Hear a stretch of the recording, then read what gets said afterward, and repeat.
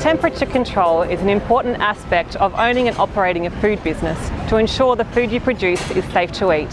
Safe to eat means the food you produce will not cause illness. According to the Australian Bureau of Statistics, there are over 5 million cases of foodborne illness in Australia each year, and this number continues to increase.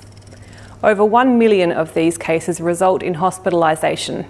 Food poisoning is caused when bacteria are allowed to multiply and reach levels harmful to humans. This can happen when certain food is stored outside of the required temperature. These foods include dairy, meats, cooked and raw food.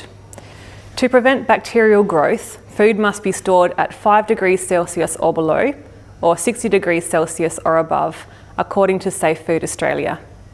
The law requires food businesses to have a temperature measuring device such as a thermometer.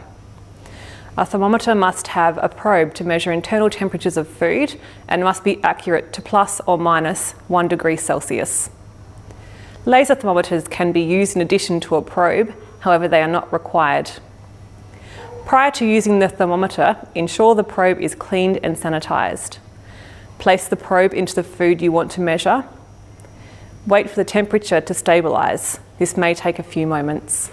Recording the temperature is a useful way to ensure that you are keeping within safe limits and can demonstrate that your food is being kept under temperature control. An easy way of taking your fridge temperature is by leaving a bottle of water with a hole in the lid in your fridge. Place the probe into the bottle of water to get an accurate representation of the internal temperature of food in your fridge.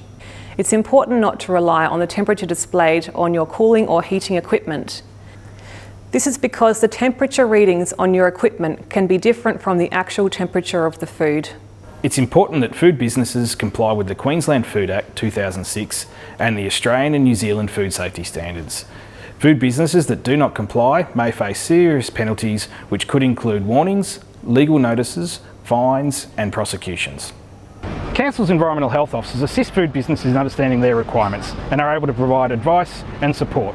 For further information, please visit Council's website or call Council's Customer Service Centre for further assistance.